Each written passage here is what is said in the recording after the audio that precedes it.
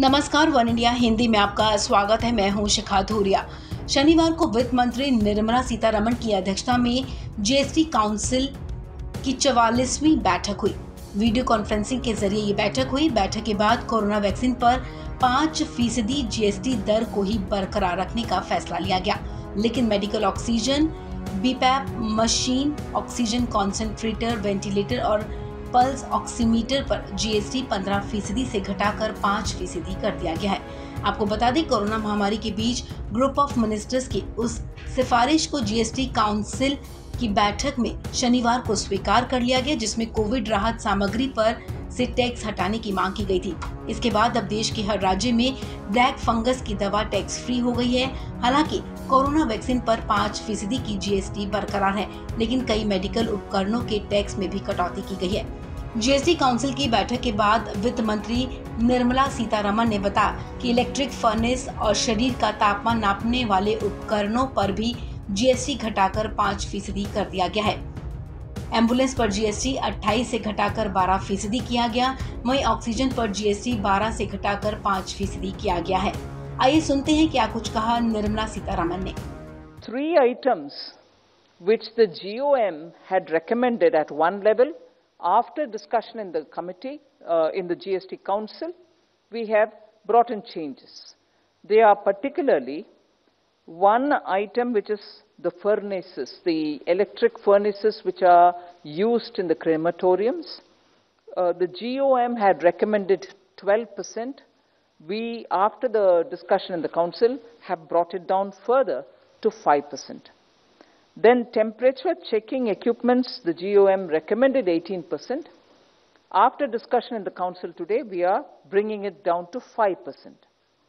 And the third item, which is the ambulances, the GOM had recommended at 28 because it has a different connotation to the automobile sector.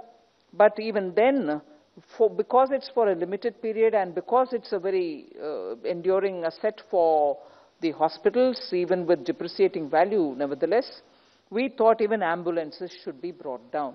So the GOM's recommendation of 28 for the ambulance has been brought down to 12%. हालांकि corona vaccine पर 5% GST दर को ही बरकरार रखने का फैसला लिया गया। Vaccine पे 5% जीएसटी की दर अभी है इन पर, और वो वही रहेगी।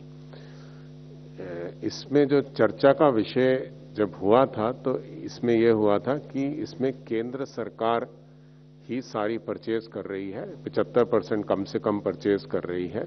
उसका जीएसटी भी केंद्र सरकार ही देगी, लेकिन जो जीएसटी का इनकम होगा उसकी 70% शेयरिंग स्टेट्स के साथ होगी। क्योंकि अगर 100 रुपया टैक्स आता है तो 71 रुपया स्टेट्स को जाएगा और 29 रुपया सेंटर को आएगा। सो उसमें उतना ही रखा गया है, और बेसिकली इसमें अब सेंट्रल गवर्नमेंट परचेज कर रही है, तो काफी विषय इसमें इस तरह से लिए गए थे। बैठक के बाद निर्मला सीतारमण ने ये भी बताया कि ब्लैक फंगस के इंजेक्शन और टोसिलिजुमाब, जिस पर पहले 5% टैक्स था, उस पर टैक्स खत्म कर दिया गया है। रेमडेसिविर की दवा पर भी टैक्स 12 से घटाकर 5% किया गया। वहीं कोरोना टेस्टिंग किट पर टैक्स 12 से 5% किया गया। डायग्नोस्टिक किट, पल्स ऑक्सीमीटर पर टैक्स 12 से 5% कम किया गया है। हैंड सैनिटाइजर पर टैक्स 18 से 5% कम किया गया। आपको बता दें, 28 मई को भी जीएसटी काउंसिल की बैठक हुई थी। उस दौरान मेडिकल संबंधित उपकरणों पर टैक्स तय करने का फैसला छोड़ दिया गया था। इसके बाद मंत्रियों का एक समूह बनाया गया, जिसकी अध्यक्षता मेघालय के उप मुख्यमंत्री कोनराड संगमा कर रहे थे।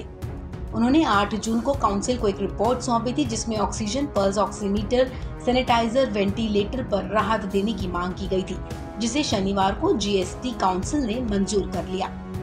इस खबर में फिलहाल इतना ही। तमाम अपडेट्स के लिए आप बने रहिए वन इंडिया हिंदी के साथ।